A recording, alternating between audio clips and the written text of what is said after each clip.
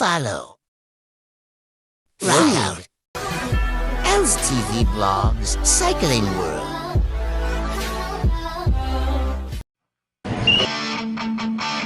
West Pangasinan team up to Baguio City.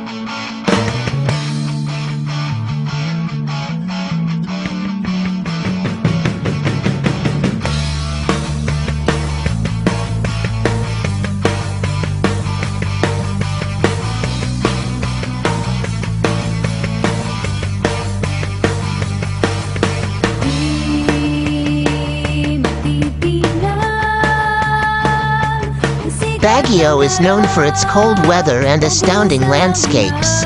For cyclists who are climbers, it's heaven. The slopes are so high that we really thought angels would welcome us at the peak. Archie Talakad, one of our favorite cyclists to feature here, was with us in Baguio for training, and we decided to use our bikes to get some things done. Riding a bicycle is a great way to explore a city.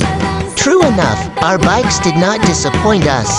We've been to the summer capital of the Philippines many times, and we can say that cycling made us appreciate this city more, admiring unique details and discovering places that we might have not discovered if we're on a car.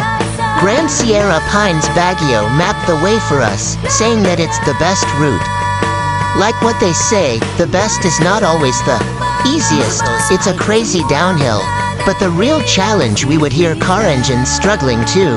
It has an elevation of 1,422 meters, and it was so steep, at least for us newbies, that it almost felt like we're pedaling on a wall. This is the hardest for me in Baguio, one replied over a picture of our bikes. Nevertheless, despite the hardships that we encountered, it was a fun ride. It was not just enjoyable, it was also beautiful. We would recommend it to others and would love to go back. We'll train for it. Of course, it's tiring, but we reached our destination and finished the task that we needed to accomplish. It was fun and literally job well done. We tip CID Barida bike. Keep it rollin'.